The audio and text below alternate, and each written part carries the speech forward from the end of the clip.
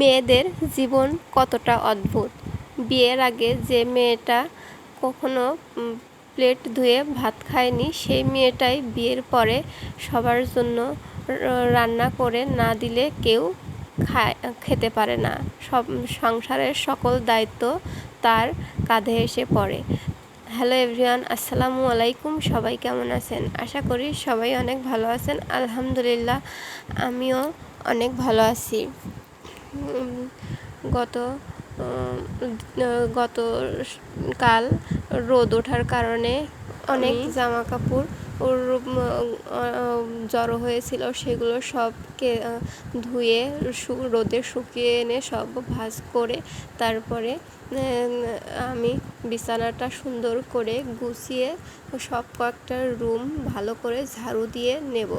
আসলে বাচ্চা থাকার কারণে রুম এত তাড়াতাড়ি নোংরা হয় যে দিনের মধ্যে যে কতবার ঝাড়ু দিতে হয় তা বলার মতো না। তারপরে দুপুরে খাওয়ার যে প্লেটগুলো ছিল নোংরা, সেগুলো আমি ভালোভাবে মেজে ধুয়ে পরিষ্কার করে নিয়ে এদিকে মেয়ে এবং মেয়ের বাবা ছোলা দিয়ে মুড়ি খাবে, সেটার রান্নার প্রস্তুতি নিচ্ছি। এদিকে আমি ফ্রিজ থেকে ছোলাটা বের করছি, আর আমার মেয়ে পেছন থেকে এসে আইসক্রিম খাবে বলে চিল্লাচ্ছে, যার কারণে ওকে আমি আইসক্রিম দিচ্ছি। আর ওর বাবার থেকে ও 10 টাকা নিয়ে আসছিলো, সেটা আমাকে দিয়ে যাচ্ছে। আমি ওকে আইসক্রিম দিচ্ছি। সেজন্য আমি ছোলা রান্না করার জন্য এখানে পেঁয়াজ এবং মরিচ কেটে ধুয়ে রেডি করে নেব, আর সাথে আদা রসুনের মশলাটাও বের করে নিয়েছি। আমার পেঁয়াজ এবং মরিচ কেটে ধুয়ে পরিষ্কার করে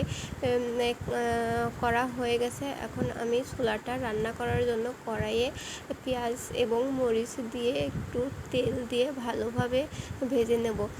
ভাজার মাঝখানেই আমি মশলাটা কষানোর জন্য এখানে লবণ, হলুদ এবং আদা, পেঁয়াজ, রসুন এবং জিরা বাটা একসঙ্গে বেটে নেই। আমি ওগুলো দিয়ে মশলাটা দিয়ে ভালোভাবে মশলাটা কষিয়ে আমি ছোলা দিয়ে সামান্য একটু পানি দিয়ে ঢাকনা দিয়ে ঢেকে দেবো। এই তো আমার ছোলা রান্না প্রায় হয়ে এসেছে। এখন আমি নামিয়ে ওদের মুড়ি মাখিয়ে দেব। সন্ধ্যার সময় বৃষ্টির দিনে এরকম মুড়ি মাখা করে খেতে ভালোই মজা লাগে। কে কে খান এরকম করে মুড়ি মাখা করে খেতে? আমি এদিকে মুড়ি নিচ্ছি, আর আমার মেয়ে তো খুবই দুষ্টুমি শুরু করেছে। ও আপনারা দেখতেই পান, ও খুবই দুষ্টু। আমি মুড়ি মাখাচ্ছি, এখানে আমি ছোলা, মুড়ি এবং চানাচুর তেল দিয়ে মুড়ি মাখাচ্ছি। ও চানাচুরের থেকে বাদামগুলো খুঁটে খেয়ে নিচ্ছে। আসলে ও খুবই দুষ্টু। আমার ভিডিও কেমন লাগে অবশ্যই কমেন্ট করে